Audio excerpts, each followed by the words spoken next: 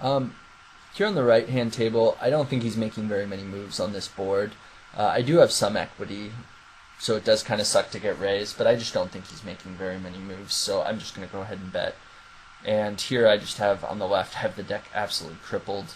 I'm just praying that he picks something up to put more money in. You know, with a 6 in my hand and the jack's dead, it's just, I don't really see any other line than, you know, kind of taking my time here, thinking, calling, hoping that he puts more money in, and, you know, not really expecting to get too many river bets, but, you know, maybe I'll get something. And good river for him to barrel if he's barreling. Now, if you notice, I mean, all these 3-bet pots, I mean, I'm just 3-betting him like a insane amount right now, and he is just not fighting back at all on any of these 3-bet pots. He's playing very fit or fold, so until he starts adjusting, I'm just going to keep ramping up my 3-betting aggression. Here on the left, he thinks for a while and bets. I would imagine he has something. He goes ahead and bets fold and thinks about it for a bit. So I would imagine he rivered something like King 10 and was going for thin value maybe. Something along those lines. Because he doesn't snap fold the river, he kind of just like times down and thinks. So really the only hand I could think he's doing that with is King 10. Since, you know, I don't think he ever has pocket 6s, and I think he snap calls with pocket queens or pocket aces. So I really think King 10 is pretty much the only hand he can have here. Or else maybe he was just kind of showboating for me. Here on the right, I do think I'm getting bluff raised some, but it's by strong semi-bluffs. You know, a lot of things like Queen Jack with a Queen of Clubs or whatever else. So there's not really a whole lot of incentive to bet that, to do anything but just bet fold that flop. And here I'm just hoping that my hand is good, which unfortunately it's not.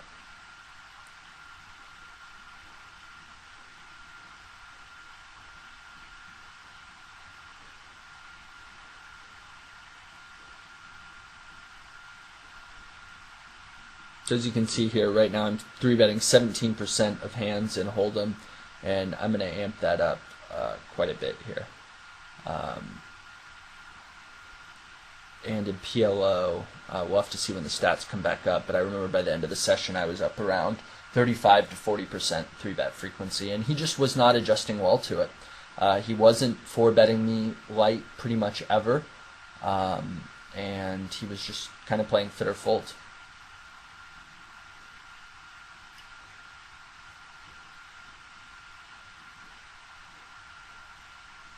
So here I'm trying to figure out some stats on him and things.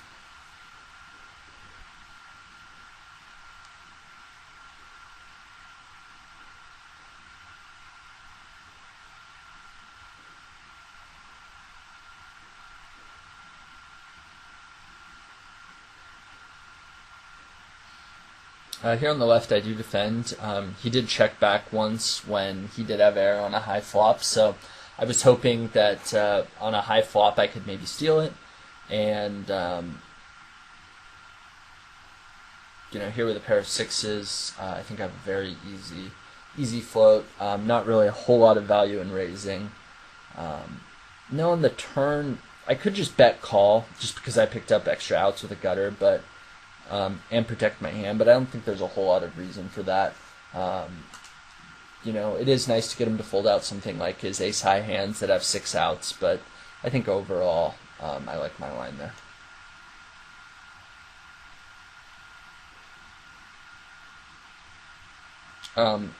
Here on this board, with a dead 3, I think it's less likely that he has his wrap-type hands that he's going to want to get it in with. So I think I have a very, very easy call here. I don't really see any other reason I don't see any reason to go ahead and 3-bet with a hand this strong. You know, if he does have something like, you know, pocket deuces or 4s, we're getting it in on any type of flop. And here with a king, or with a 10 and gut shot, I just barrel the turn. And I would set up a river barrel there too. Here with 6K behind, you know, I could call, but there'll be, you know, over 9K in the pot with 6K behind. I don't really see a whole lot of reason to just be calling, especially since he might have, have something with a gutter in it. Like if he's bluffing with like 4-5 or 4-5-7 or whatever else he may have, or just some random spades he turned. Though I think if he did turn spades, he'd be more likely just to go ahead and pot it. Yeah, so that's interesting to see that he did follow up on that turn, expecting me to float that flop lightly with his air-type hands. Here I turn a whole lot of equity, and a gutter and 2 flush draws. True, one of my flush draws is only 10 high, but I just don't see any reason to do anything but check shove there. And unfortunately, I run into a hand that has me in pretty bad shape, but I get lucky on the river.